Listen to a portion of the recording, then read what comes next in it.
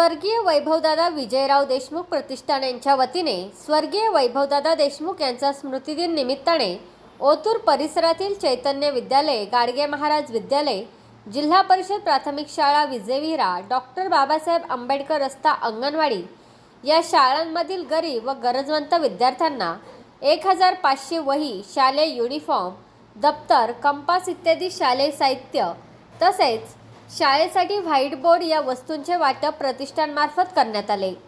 या निमित्ताने शिष्यवृत्ती परीक्षेत जिल्हा पातळीवर यश संपादन केलेल्या विद्यार्थ्यांचा प्रतिष्ठानच्या वतीने सन्मानचिन्ह देऊन गौरविण्यात आले। स्वर्गीय वैभवदादा देशमुख यांचा स्मृतिदिन निमित्त विविध शाळांमध्ये वृक्षारोपण देखील करण्यात आले।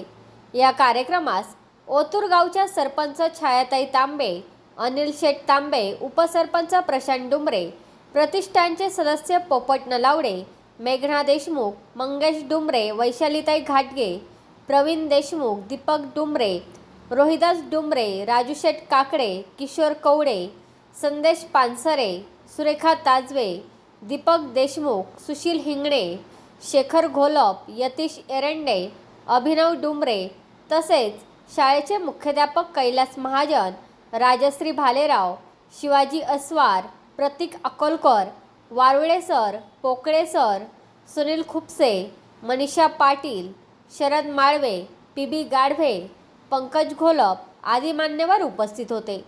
कार्यक्रमाचे सूत्रसंचालन खाडे सर, अहिनवे सर, नितीन खेत्री यांनी केले, तर आभार प्रदर्शन शोभा तांबे, मिलिंद खेत्री यांनी केले। या बातमीचा आढावा घेतला आहे आमचे प्रतिनिधी भरत अस्वार यांनी।